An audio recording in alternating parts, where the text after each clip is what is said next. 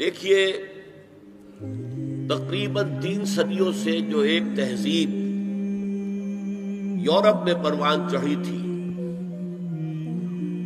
اور اس کے بعض حصے تو گلوبلائز ہو چکے ہیں پہلے ہی،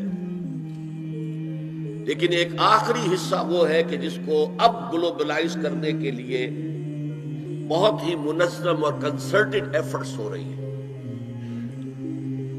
اصل میں فکر انسانی کو توہمات کے چنگل سے نکالنا اور استخراجی منطق، ڈیڈکٹیو لاجک کے تنگنائیوں میں سے باہر نکالنا، یہ کام اسلام اور قرآن کا ہے۔ لیکن اس کے نتیجے میں 2 اسباب سے یہ تہذیب ایک غلط رخ پر پڑ گئی۔ پہلا سبب یہ تھا کہ یورپ میں پوپ کا اقتدار تھا، گویا کہ تھیوکریسی بدترین شکل میں،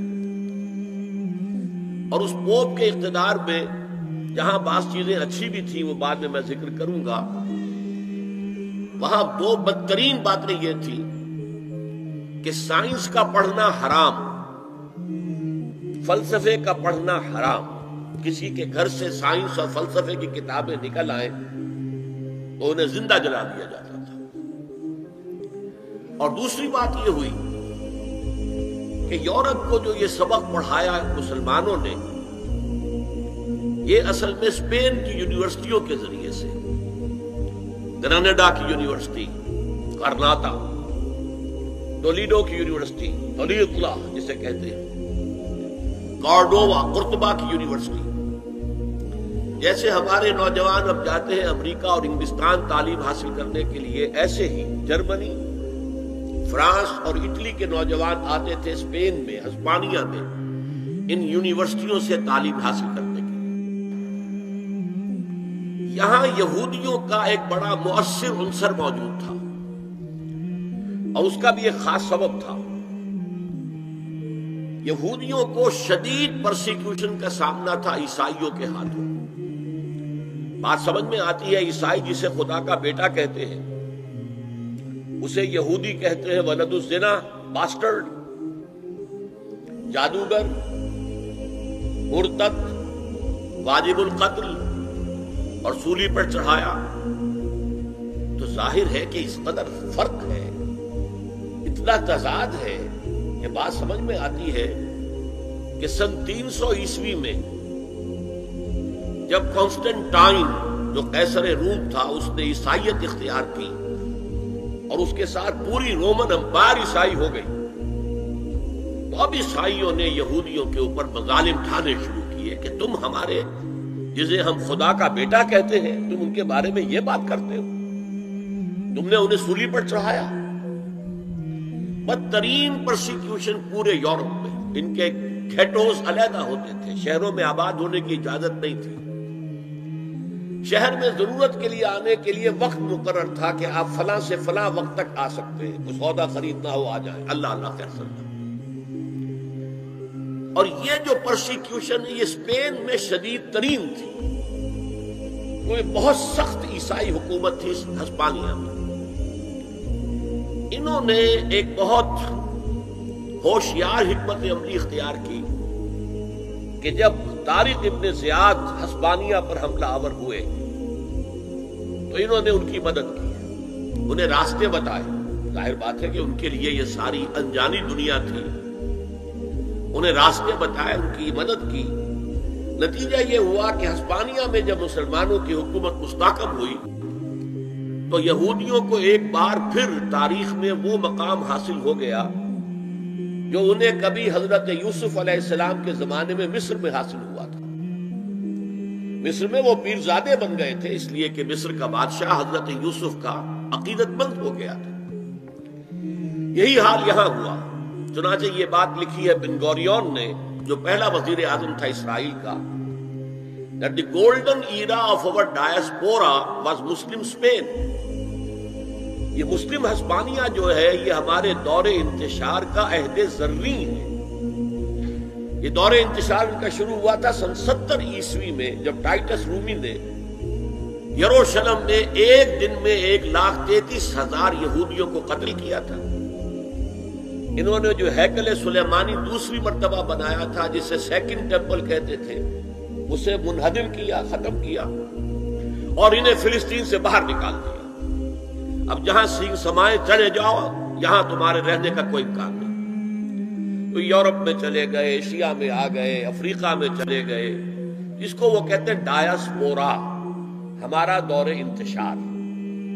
تو اس دور انتشار کا عہد زرعی مسلم اسپین ہے۔ اب وہاں انہوں نے جو انہیں حیثیت، ایک وقت میں وہاں ہسپانیہ میں مسلمانوں کی حکومت میں بنو امیہ کی حکومت تھی، وزیر اعظم بھی یہودی تھا، اتنی انہیں حیثیت حاصل۔ انہوں نے جو 2 سبق اسلام پڑھا رہا تھا ان نوجوانوں کو کہ جو جرمنی سے، فرانس سے اور اٹلی سے آ رہے تھے، ایک حریت، آزادی، کوئی انسان دوسرے انسان کا محکوم نہ ہو، کوئی قوم دوسری قوم کی محکوم نہ ہو، انسان کو حق حاصل ہو حکمرانوں کو چیلنج کرنے کا، ان سے جواب طلبی کا۔ یہ سبق جو خلافت راشدہ نے دنیا کو پہلی دفعہ دیا تھا، انہوں نے اس میں مزید مرچ مسالہ لگایا کہ یہ حریت، آزادی، مادر پدر آزادی، خدا سے آزادی، شریعت سے آزادی، اخلاقی اصولوں سے آزادی۔ نمبر 2 جو اسلام نے سبق دیا تھا مساوات کا، کہ تمام انسان پیدائشی طور پر برابر ہیں، گورے ہوں، کالے ہوں، پیلے ہوں، لال ہوں، کسی رنگ کے ہوں، کسی نسل کے ہوں، کسی علاقے میں رہتے ہوں، کسی ناک نقشے کے ہوں، اور مرد ہوں یا عورت ہوں، پیدائشی طور پر سب برابر ہیں، ان میں کوئی فرق نہیں۔ یہ نوٹ کر لیجیے، اسلام میں مرد اور عورت کے درمیان ایک فرق ہے، لیکن وہ کہاں ہے؟ جب ایک مرد اور ایک عورت شادی کے بندھن پر بندھ جائیں اور ایک خاندان کی بنیاد ڈالیں، تو خاندان کے ادارے کا سربراہ مرد ہوگا، اور یہ ظاہر بات ہے، 2 اور 2 4 کی طرح کی بات ہے کہ کسی ادارے کے 2 سربراہ نہیں ہو سکتے، ایک سربراہ، اس کے نیچے آپ اسسٹنٹس، ڈپٹیز جتنے چاہے رکھ لیں۔ کسی بھی فرم کا مینیجنگ ڈائریکٹر ایک ہوگا، ڈائریکٹرز 10 رکھیں، 20 رکھیں، 50 رکھیں، 2 برابر کے اگر سربراہ ہوں گے تو فساد ہی فساد ہوگا۔ تو یہ انتظامی برتری ہے، جیسے دفتر میں ایک چپڑاسی ہے اور ایک دفتر کے اندر افسر بیٹھا ہے، ان میں فرق ہے، لیکن ویسے یہ دونوں برابر ہیں انسان ہونے کے ناطے، اور سیاسی اعتبار سے ایک ووٹ افسر کا ہے، ایک ہی اس کے چپڑاسی کا ہے، ایکول۔ تو انتظامی طور پر مرد کو فوقیت دی گئی ہے عورت پر، لیکن جو شرف انسانیت ہے، ہیومن آنر، ڈگنیٹی، یہ برابر شیئر کرتے ہیں، ان میں کوئی فرق نہیں۔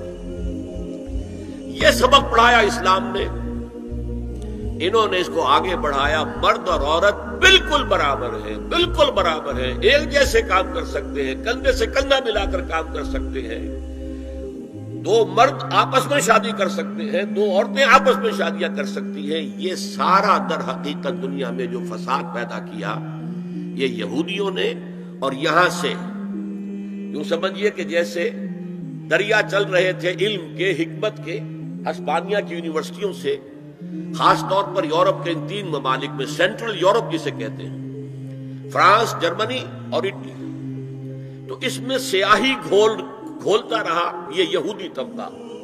کون سیاہی گھول رہا ہے؟ وقت کے بہتے دریا میں، دریا کا صاف اور پاک پانی آ رہا تھا، اس میں سیاہی گھولی یہودیوں نے۔ اس کے نتیجے میں جو لبرلزم پیدا ہوا، آزادی، وہی جو آج ہمارے یہاں آتا، لبرل اسلام، ماڈریٹ اسلام، لبرل اسلام، یہ لبرلزم یہودیوں کی پیداوار ہے، اور اس کے ذریعے سے انہوں نے عیسائیوں سے بھرپور انتقام لیا۔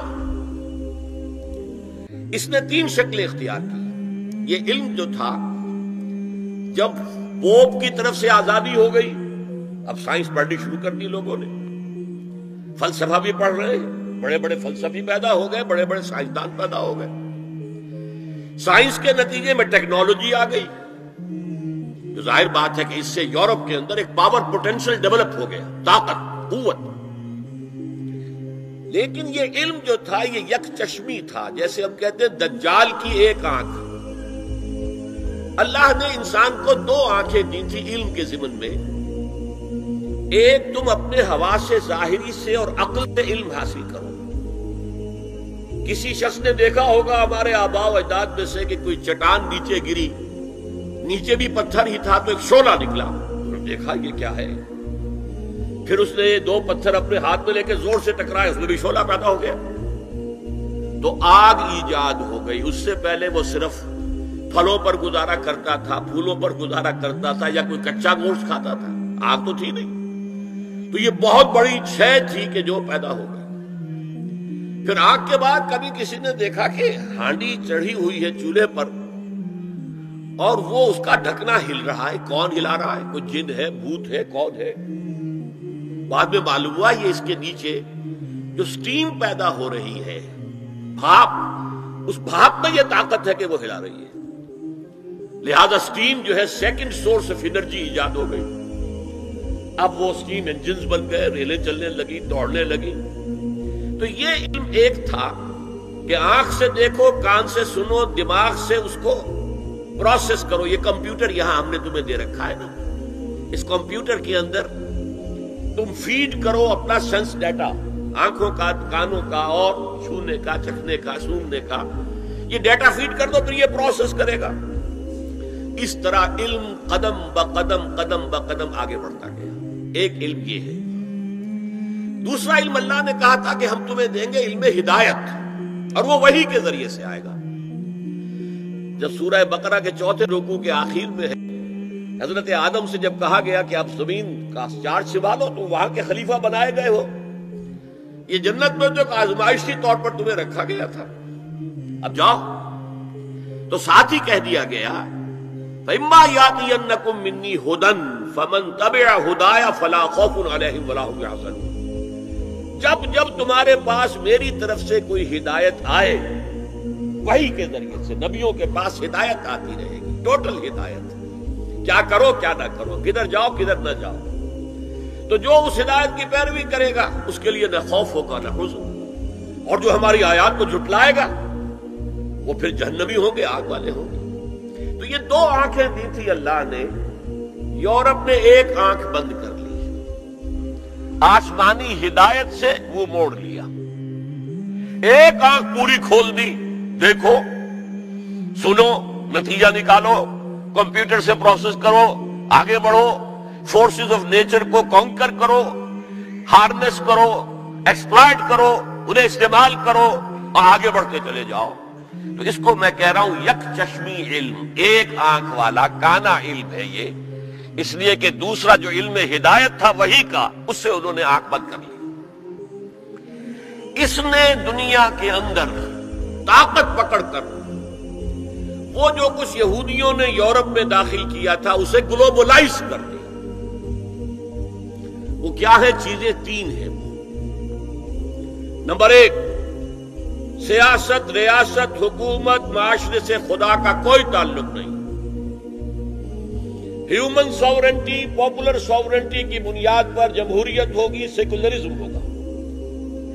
مذہب رہے گا بند، مسجدوں میں، مندروں میں، سینیگاگز میں، چرچز میں، جہاں چاہو جاؤ، لیکن دی پولیٹیکو سوشو اکنامک سسٹم، یہ کسی مذہب سے کوئی سروکار نہیں۔ ہم خود ساورن ہیں، اور ہم ساورن ہیں تو ہم جو چاہیں گے قانون بنائیں گے۔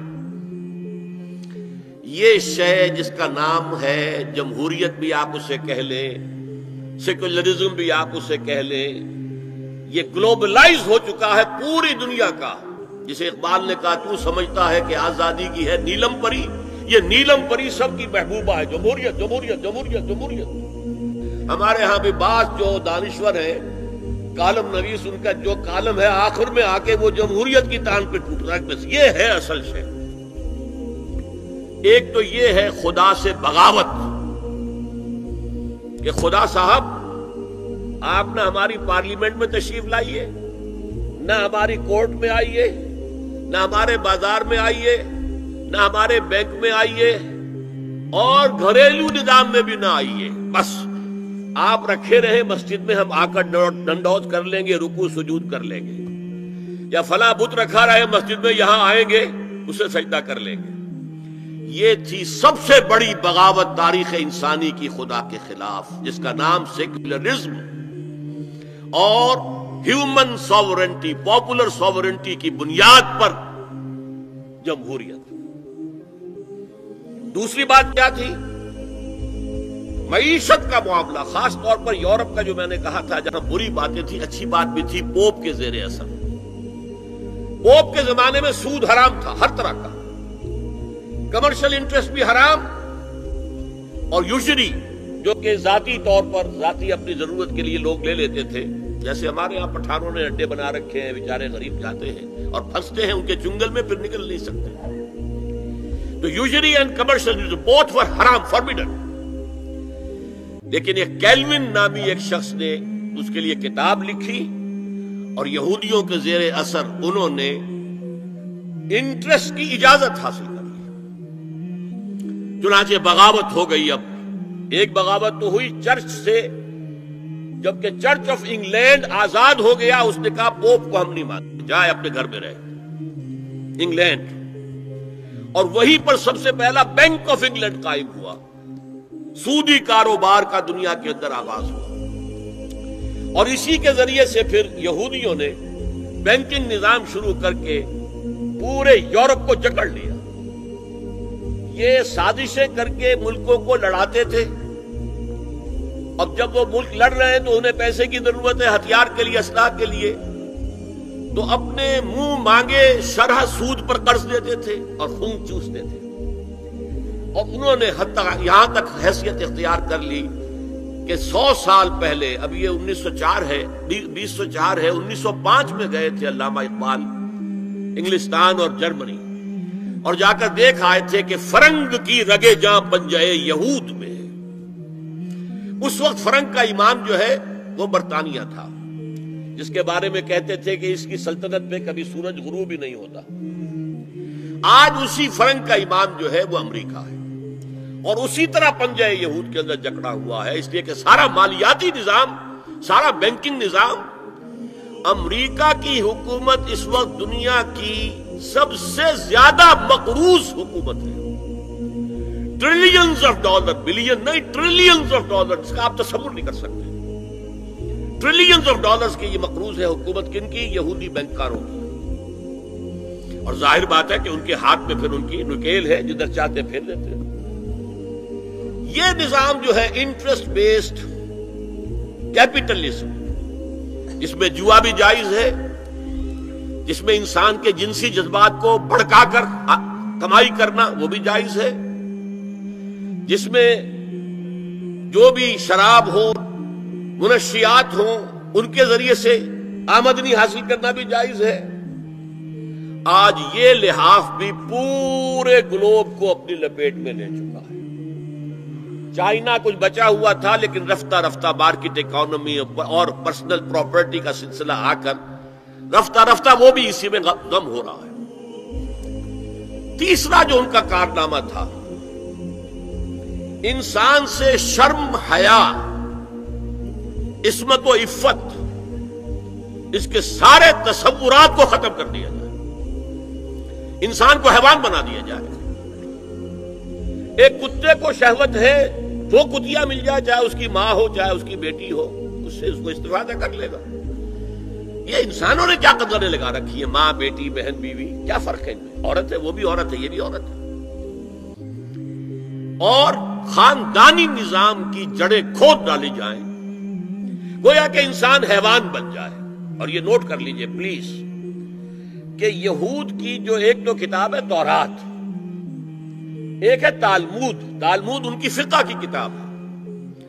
تالمود کی تعلیم یہ ہے کہ یہ باقی جتنے انسان ہیں، اصل انسان تو صرف ہم یہودی ہیں، یہ باقی جتنے انسان ہیں گوئمز، اور ان کے لیے دوسرا لفظ ہے جینٹائلز، یہ اصل میں انسان نما حیوان ہے، انسان نما حیوان۔ اور جبکہ انسان کا حق ہے حیوان کو استعمال کرنا، ایکسپلائٹ کرنا، گھوڑے کو ٹانگے میں بگی میں باندھتے ہیں کہ نہیں، اور بیل کو آپ اپنے ہل میں جوتتے ہیں، اسی طرح ہمارا حق ہے تمام انسانوں کو ان کا خون چوسنا، انہیں ایکسپلائٹ کرنا، انہیں استعمال کرنا، اور اس کے لیے بہترین طریقہ یہ ہے کہ انہیں واقعتاً حیوان بنا دیا جائے، انسانی اقدار ان سے چھین لی جائے۔ حیوان بنیں گے تو پھر کام کریں گے ہماری مرضی کے مطابق، اور جو کام وہ کریں گے اس کا جو بھی پروڈکشن ہوگا ہم سود کے ذریعے سے اس کی ملائی اور مکھن کھینچتے چلے جائیں گے، اور باقی چھاچ ان کو بھی دے دیں گے، آخر انہیں بھی رہنا ہے، زندہ رہیں گے تبھی تو کوئی کام اگلے دن کریں گے۔ گھوڑے کو بھی شام کو آپ کو چارہ ڈالتے ہیں، کچھ چنے ڈالتے ہیں، تبھی تو اگلے دن جو ہے تانگے پہ جوتیں گے۔ یہ ان کا تیسرا فلسفہ تھا۔ یہ انتقام یہ لوگ یورپ سے اور امریکہ سے، عیسائیوں سے بھرپور طریقے پر لے چکے ہیں۔ شرم اور حیا نام کی کوئی شے نہیں، عصمت و عفت کا کوئی حساب نہیں، کوئی ذکر ہی نہیں۔ اور گواہیاں کیا ہیں؟ پریزیڈنٹ کلنٹن نے کہا تھا 2 سال پہلے یا 3 سال پہلے، وہ جو ان کی اینوئل سپیچ ہوتی ہے، State of the Union address, اس نے کہا تھا ان قریب ہماری قوم کی اکثریت حرام زادوں پر مشتمل ہوگی۔ یہ حرام زادے کا لفظ میں نے ترجمہ کیا ہے born without any wedlock. ایک تو ہوتا ہے ایک مرد اور عورت کی شادی ہوئی ہے، نکاح ہوا ہے، پھیرے پڑے، کچھ بھی ہوا ہے، لیکن اعلانیہ طور پر وہ اب شوہر اور بیوی کی حیثیت سے ہے، تو ان کی اولاد ہو رہی ہے، جائز اولاد ہے۔ ایک بغیر شادی کی اولاد ہو رہی ہے تو یہ حرامی ہے، حرام زادے ہے۔ انہوں نے کہا کہ ہماری قوم کی اکثریت حرام زادوں پر مشتمل ہے۔ ہومو سیکسولیٹی، لیسبینز، گیز، اور بالکل ڈکلیئر کرتے ہیں، پادری ڈکلیئر کرتا میں گے ہوں، سینیٹر ڈکلیئر کرتا میں گے ہوں، انہیں کوئی شرم ہی نہیں، اس کے اندر کوئی حجاب نہیں، اعتراف کرنے کے اندر کہیں بھی کسی طرح کی رکاوٹ نہیں، ہچکچاہٹ ہی نہیں۔ یہ جس کو کہا جائے گا پرمیسو ہیڈونزم، جنسی لذت ہر طریقے سے حاصل کی جا سکتی ہے۔ زنا بالرضا ہو تو کوئی جرم ہے ہی نہیں، ہاں زنا بالجبر ہو تو جرم ہے، بالرضا ہو کوئی جرم نہیں، جرم ہے ہی نہیں سرے سے۔ ساری اخلاقی اقدار کو اس طریقے سے انہوں نے ملیا میٹ کر دیا ہے۔ البتہ ابھی یہ تیسرا معاملہ کچھ عالم اسلام کی حد تک ابھی پورا ان کا پروگرام مکمل نہیں ہو سکا۔ ہمارے ہاں ابھی کچھ خاندانی نظام کی بنیادیں باقی ہیں، کچھ والدین کا ادب ہے، ان کی عزت ہے، ان کی خدمت کو انسان اپنے لیے سعادت سمجھتا ہے، بیوی اور شوہر کے درمیان محبت، الفت، باہمی اعتماد کی کچھ فضا ہے، خاندانی نظام ہے۔ اگرچہ تیزی سے بگڑ رہا ہے نظام ہمارا، اور ہمارا ایلیٹ طبقہ اوپر کا جو ہے وہ مغرب کے طرز پر جا چکا ہے، لیکن ہماری مڈل کلاسز میں، لوور کلاسز کے اندر ابھی کچھ اقدار ہیں شرم کی، حیا کی، عصمت کی، عفت کی۔ آپ پورا زوردار طریقے پر مہم چلا رہے ہیں کہ مسلمان ممالک سے بھی یہ ساری اقدار ختم کر دی جائے۔ چنانچہ نوٹ کیجئے، قرآن مجید میں 2 جگہ پر اللہ تعالیٰ نے اہل مکہ کو وارن کیا تھا۔ اولم یروا انا ناتی الارض ننقصها من اطرافها، کیا یہ قریش دیکھ نہیں رہے کہ ہم رفتہ رفتہ ان کی طرف بڑھ رہے ہیں، چاروں طرف سے ان کے گرد ہمارا گھیرا تنگ ہوتا جا رہا ہے، ان کے گرد جو قبائل آباد ہیں وہ ہمارے حلیف بنتے جا رہے ہیں۔ یہ سورہ رات کی آیت ہے، اور اسی طرح سورہ انبیاء میں ہے، افلا یرون انا ناتی الارض ننقصها من اطرافها۔ تو اسلام گھیرا تنگ کر رہا تھا رفتہ رفتہ کفار مکہ کے گرد۔ آج یہ برعکس ہے کہ یہ مغرب یہودیوں کی سازش کے تحت اور امریکہ کی عظیم قوت کو استعمال کرتے ہوئے، سول سپریم پاور آن ارتھ، آج یہ ہمارے گرد گھیرا تنگ کرتے چلے آ رہے ہیں کہ ہمارا معاشرتی نظام بھی تلپٹ ہو جائے، درہم برہم ہو جائے، ہماری اقدار بھی ختم ہو جائیں، ہمارے ہاں بھی عورت اور مرد بالکل برابر ہونے کے مدعی ہو کر میدان میں آ جائیں، عورت مرد بن جائے، مرد عورت بن جائے، مردوں کی شادیاں ہو جائیں کہ ایک مرد شوہر اور ایک مرد بیوی، اور رجسٹر ہو جائے شادی۔ لیسبینز کی شادیاں ہو جائیں کہ ایک عورت شوہر ایک عورت بیوی اور رجسٹر ہو جائے شادی. یہ سارا کام ناتل ارض ننقصھا من اطرافھا. اس کی مثال کیا ہے کہ پہلے اس پروگرام کے تحت 1994 میں کانفرنس ہوئی قاہرہ میں. عرب ورلڈ کا وہ مرکز ہے، اس لیے کہ عربوں میں تعلیم کے اعتبار سے، ٹیکنالوجی کے اعتبار سے سب سے آگے مصری ہے. تو یہ چونکہ ان کا ثقافتی اعتبار سے امام ہے، وہاں جا کر انہوں نے ڈیرا لگایا اور ان افکار کی اور ان نظریات کا پرچار کا معاملہ کیا. دوسری 1 سال کے بعد کانفرنس کر دی بیجنگ میں، تاکہ ادھر سے اور ایک اور طرف سے گھیرا ڈالا جائے اور عالم اسلام کا جو یہ حصہ ہے ایشیا کا، اس کے اوپر اثر انداز ہوا جائے.